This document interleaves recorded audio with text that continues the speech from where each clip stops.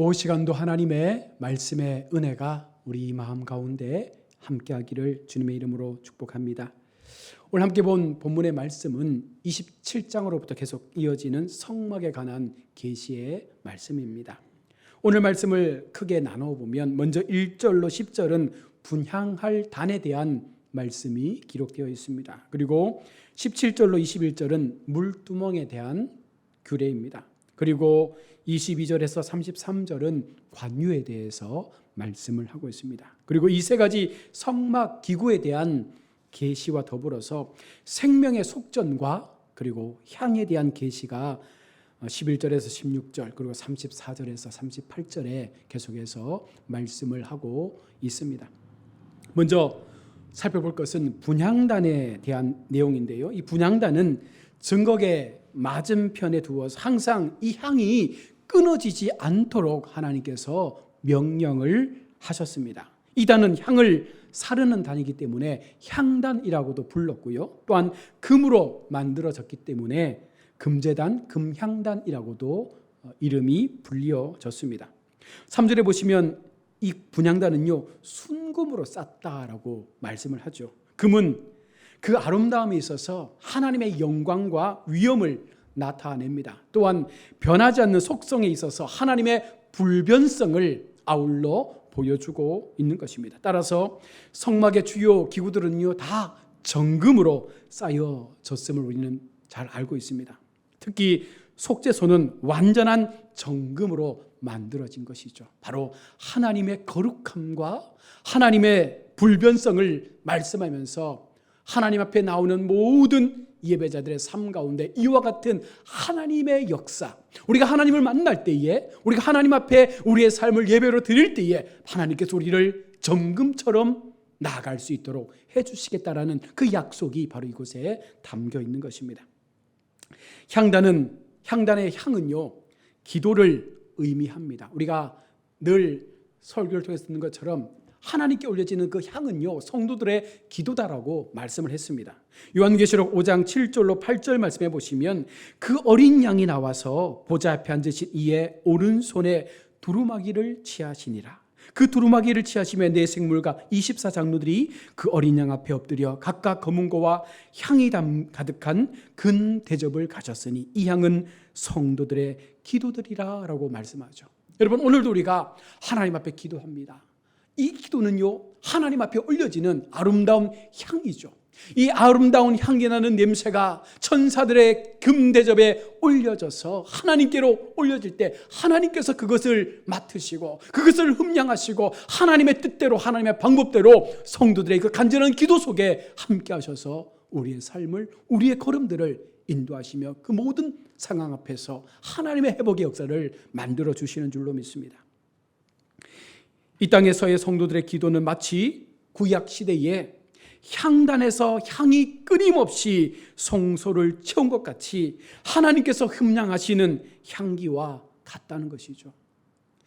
이 향이 끊어지지 않는다는 것은 달리 말하면 하나님 앞에 드리는 기도의 시간들이 끊어지지 않는다는 것입니다. 정한 시간 하나님 앞에 우리가 기도하는 것도 중요합니다. 그러나 우리의 삶의 모든 시간 속에서 우리는 날마다 하나님 앞에 호흡하는 거예요. 하나님, 오늘을 살아갑니다. 하나님, 내가 오늘 이와 같은 사람들을 만납니다. 하나님, 내가 이곳에서 일을 합니다. 하나님, 나의 삶에 이런 문제가 있습니다. 하나님, 지금 내가 이런 상황에 놓여 있습니다. 수시로, 때때로 하나님 앞에 우리가 고백하는 그 모든 우리의 삶의 호흡들이 하나님 앞에 끊어지지 않는 향이 되어져서, 기도가 되어져서 우리가 하나님을 향하여 그 마음을 드릴 때 하나님은요, 그와 같은 성도들의 마음을 받아주는 것입니다.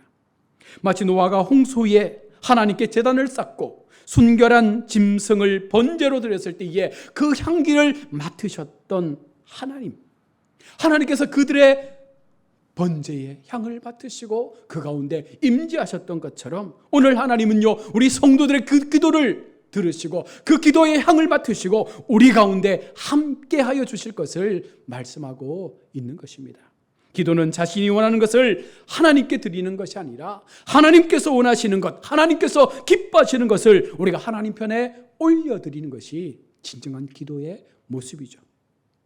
요한일서 5장 14절에 그를 향하여 우리가 가진 바 담대한 것은 이것이니 그의 뜻대로 무엇을 구하면 들으심이라.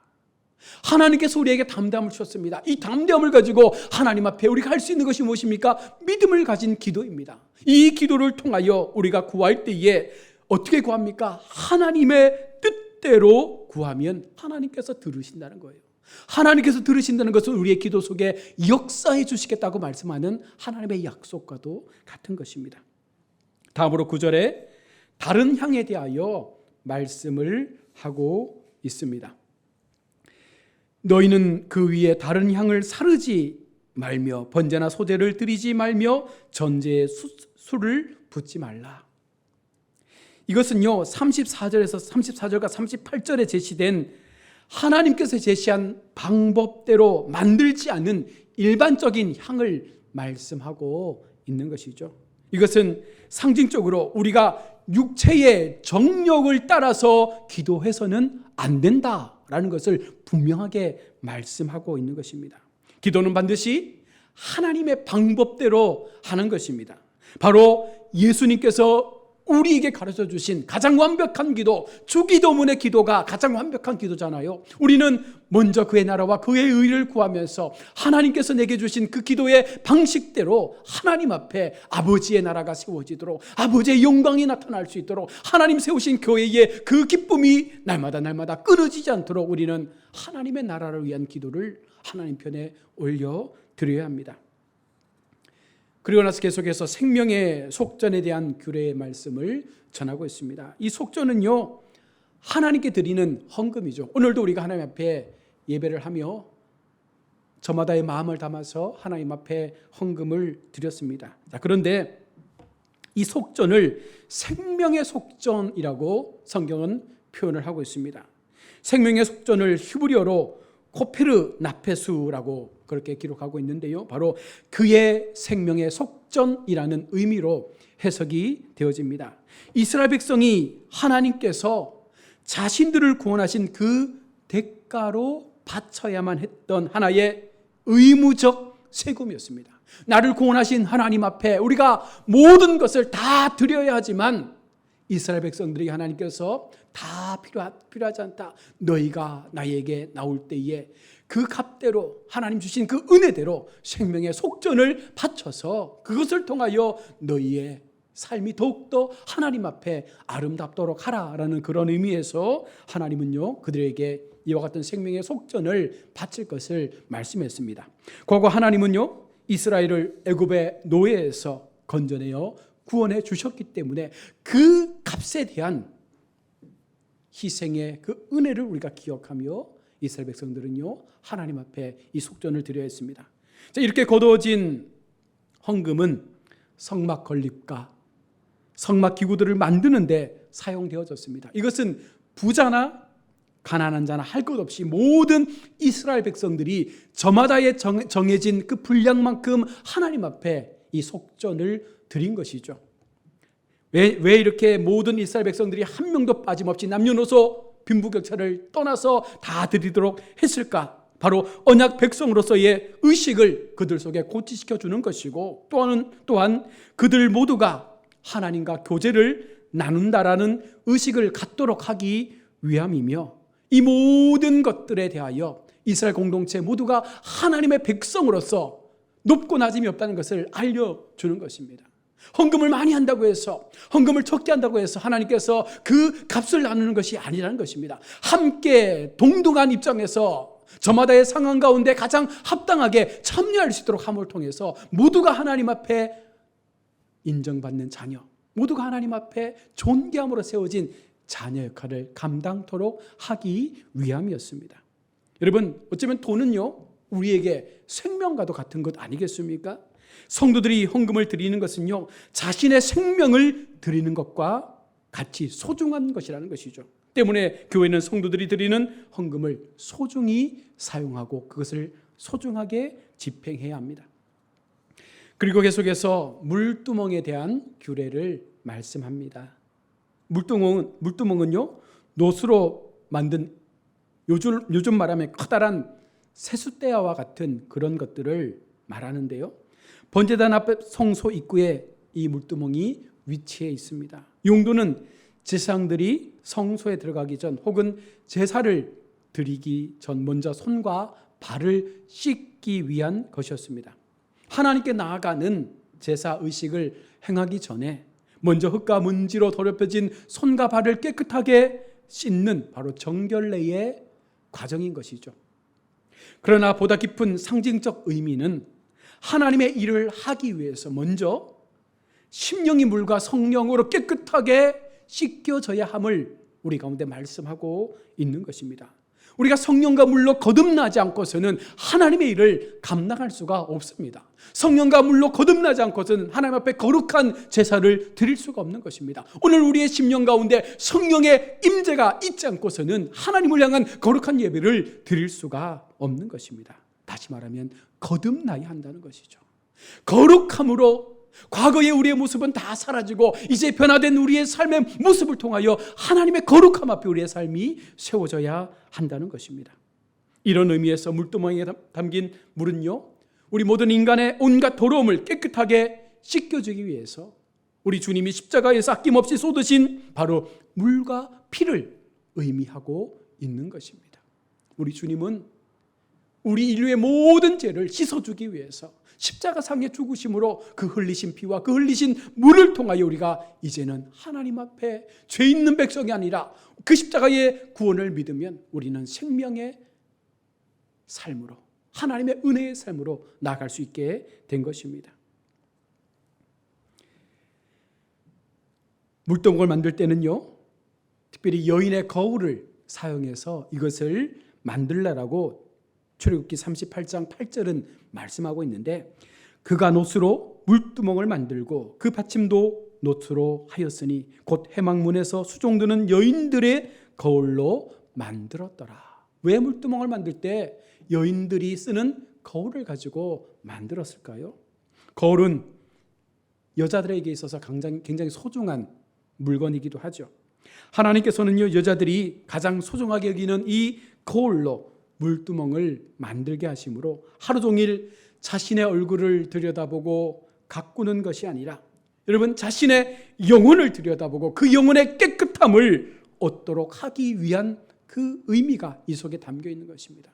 거울을 통해 우리의 외면을 보는 것이 중요합니다. 그러나 더욱더 중요한 것은 우리가 하나님 앞에, 말씀의 거울 앞에 우리 자신을 들여다보므로 우리의 심령 깊은 곳에 있는 더러운 것들을 제하여 버리고 우리 심령 깊은 곳에 있는 악함을 제하여 버리고 이제는 거룩한 말씀으로 하나님의 거룩한 변화의 삶을 통하여 하나님께로 나아갈 수 있도록 하기 위해서 우리는 바로 이 물두멍을 통해서 그 물로 깨끗하게 씻고 하나님께로 나아가야 한다는 것입니다. 그리고 계속해서 향유에 관한 규례를 말씀을 합니다. 하나님은요, 이스라엘 백성들에게 기름을 만들라라고 말씀하고 있습니다. 관유는 하나님의 지시에 따라서 여러 가지 많은 향품과 감람 기름을 섞어 만든 특별한 기름으로서 성소의 모든 기구 및 아론과 그의 아들들에게 발라 그것들을 거룩히 구별할 목적으로 사용된 기름이 바로 향유죠. 따라서 이 관유는요, 하나님을 섬기도록 특별히 성도들을 거룩한 삶으로 구별시키기 위한 성령의 사역을 상징하는 것과 같은 의미입니다. 기름은 우리가 알고 있는 대로 성령을 상징합니다.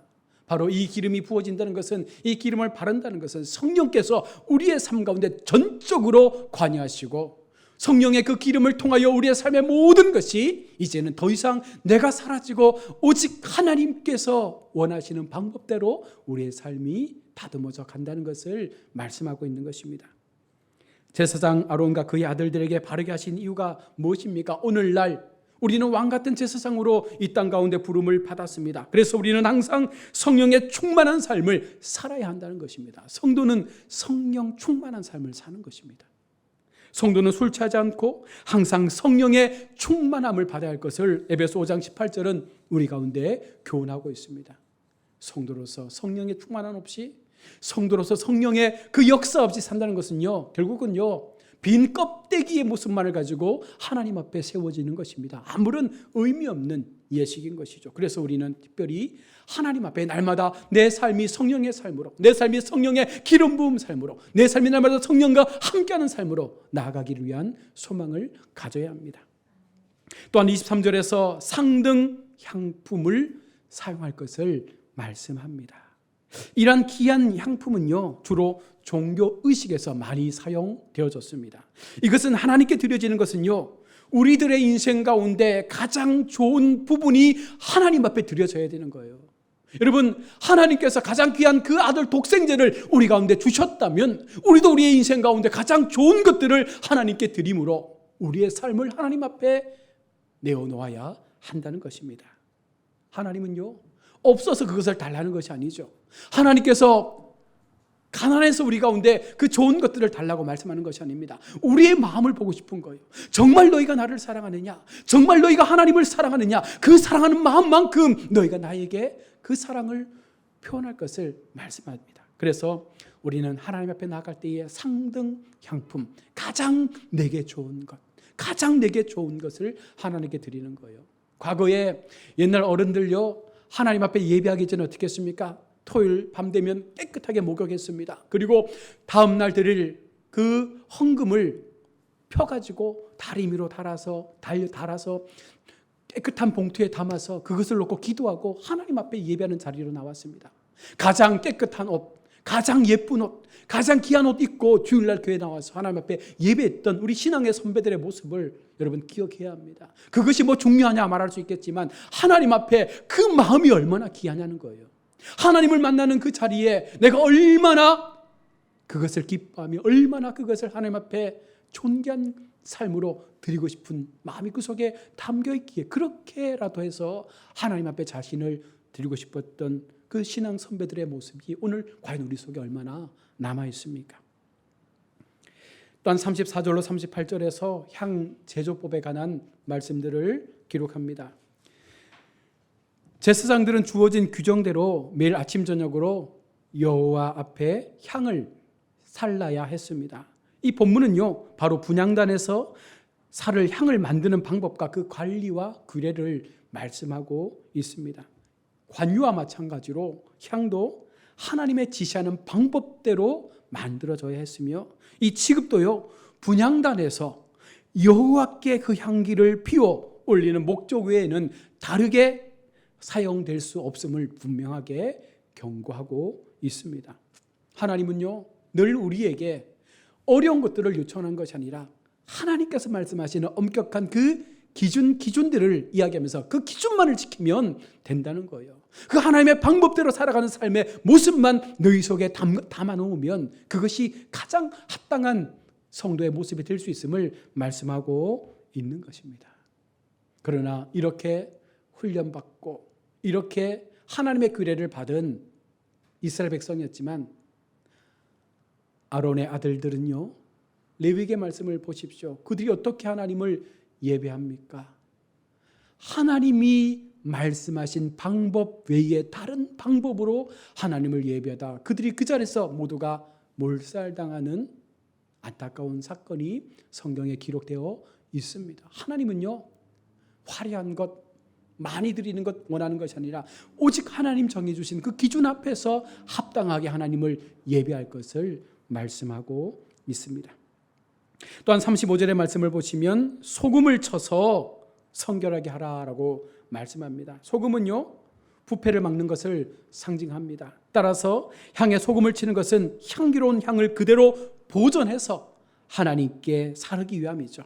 우리의 삶은 부패되지 않는 삶이 되어야 합니다. 세상에 썩어가는 것들로 우리의 마음을 담아서는 안 됩니다. 오직 소금을 쳐서 거룩하게 만들어서 하나님 앞에 부패되지 않은 깨끗한 심령을 가지고 하나님 앞에 그 향이 사라져야 하는 것입니다. 이것은 성도들이 죄를 짓지 않고 순결한 모습을 가지고 하나님 앞에 기도해야 함을 말씀합니다. 성경에 나타나는 소금은요, 종종 변치 않는 하나님의 언약을 말씀하는 것처럼 우리가 그렇게 소금을 치고 우리의 삶을 변함없이 하나님 앞에 올려드릴 때 하나님은 변함없는 약속을 가지고 우리 가운데 그것이 이루어지도록 반드시 그 언약을 지키실 것임을 말씀하고 있습니다. 그래서 소금의 언약, 이것은 불변의 언약입니다. 변치 않는 언약이죠. 우리가 그렇게 하나님을 섬기고 사랑할 때 하나님도 변함없이 우리의 삶 가운데 같은 은혜와 사랑으로 우리를 지켜주실 것을 말씀하고 있는 것입니다. 말씀을 정리해 보면 여러분, 우리가 가진 소중한 것을 하나님께 드릴 수 있는 성도. 남아서 드리는 것 아니라, 그냥 필요 없어서 드리는 것이 아니라 내게 가장 소중한 것, 정말 내게 필요하지만 없어서는 안 되는 것이지만 이것이 하나님 앞에 영광이 될 수 있다면 이것을 하나님 앞에 드릴 수 있는 이 마음이 필요하다는 것이죠. 하나님께서 남자들에게 생명의 속전을 내게 하셨고 여성들에게는 거울을 드리도록 하셨습니다. 우리가 가진 가장 소중한 것을 하나님께 드릴 수 있어야 이것이 진정한 하나님을 사랑하는 마음입니다. 하나님께 은혜만 받으려고 하는 것이 아니라 받은 은혜를 생각하며 자신의 소중한 것을 드릴 수 있는 것이 진정 하나님 앞에 구원받은 성도의 삶의 모습이 아닙니까? 또한 기도의 성도가 되어야 합니다. 성도들의 기도가 항상 하나님 앞에 올려진다는 사실을 기억해야 합니다. 하나님께서 천사를 통하여 금쟁반에 성도의 기도를 담아 올려 받으시고 있습니다. 향기로운 기도의 향을 하나님 앞에 날마다 올려드릴 수 있는, 기도의 쉬는 죄를 범하지 않는 우리의 삶이 있어야 합니다. 그래서 성도는 쉬지 않고 기도해야 합니다. 먼저 그의 나라와 그의 의를 구하는 영적 기도를 드려야 합니다. 그리고 응답되지 않는다고 해서 여러분 낙심하거나 불평하거나 원망하는 것이 아니라 그럼에도 계속해서 인내하며 기도해야 한다는 것을 말씀하고 있는 것이죠. 왜냐하면 이 기도가 응답되지 않는다고 여러분 불평할 것이 아니라 아직 하나님의 때가 되지 않았구나, 아직 하나님께서 일하실 준비가 되지 않았구나, 내가 준비됐고 내가 좀 더 하나님 앞에 기도로 우리의 시간들을 만들어갈 때 반드시 하나님께서 하나님의 때가 되어지면 하나님은 그 기도 속에 역사하신다는 이 사실을 믿는 것이 진정한 성도의 믿음이라는 것이죠. 끝으로 그리스도의 향기가 되어야 합니다. 사람이 향을 지니고 있으면 누구든지 그 향을 맡을 수가 있지 않습니까? 옛날 양반들은요 늘 도포 안쪽에 침향을 가지고 다녔다고 합니다. 좋은 냄새를 풍기기 위함이죠. 그와 같은 우리는요 그리스도의 향기를 품은 자로서 우리가 누구를 만나든 어딜 가든 우리 속에서 예수의 향기가 드러나는 삶을 살아야 한다는 것입니다. 그냥 만나서 관계에도 내가 예수 믿는 사람이야 라는 것들이 그들 가운데 보여지는 그 향기가 날마다 우리를 통하여 우러날 수 있는 삶을 살아야 하는 것이죠. 사람들이 그리스도의 인품과 착한 행실을 알아보고 하늘에 계신 아버지께 영광을 돌려드릴 수 있는 것처럼 우리의 삶을 통하여 세상 사람들이 하나님을 만나고 하나님 앞에 영광 올려드릴 수 있는 그와 같은 모습이 오늘 사는 우리에게 반드시 필요함을 말씀하고 있는 것입니다. 사랑하는 우리 성도 여러분, 왜 하나님께서 구약의 성소의 성막의 계시를 말씀하고 있습니까? 오늘을 사는 우리에게 바로 이것이 성도로서의 가장 아름답고 합당한 믿음의 삶의 행위이기 때문에 그것을 우리가 기억하면서 오늘 신약을 살아가는 우리이지만 그럼에도 우리가 구약에 보여주셨던 이 말씀의 참된 진리를 깨닫고 하나님 앞에 좀 더 거룩하고 좀 더 의롭고 좀 더 성결하게 세상과 구별된 삶의 모습으로 하나님을 향한 온전한 삶의 예배가 드려지기를 바라는 마음으로 하나님은 오늘 우리에게 말씀을 하고 계시는 것입니다. 이 말씀을 우리가 날마다 기억하면서 나는 하나님의 향기를 품고 사는 성도인가? 나는 날마다 세상 가운데 그 향기를 전하는 성도인가? 나는 준비된 마음을 가지고 날마다 인내하며 그 기도의 시간들을 쌓아가고 있는 성도인가? 여러분 이것이 우리 속에 고백되어지면 반드시 하나님은요 그런 성도들의 삶 가운데 날마다 동행하셔서 그 삶을 지키시고 그 삶을 은혜로 인도해 가시는 줄로 믿습니다. 이 마음 갖고 또 한 주간 정말 주님 앞에 믿음으로 기도의 시간들을 쌓아가며 하나님이 기뻐하시는 아름다운 향기나는 삶을 살아가시는 우리 모든 성도님들이 다 될 수 있기를 주의 이름으로 축원합니다. 아멘. 기도하겠습니다.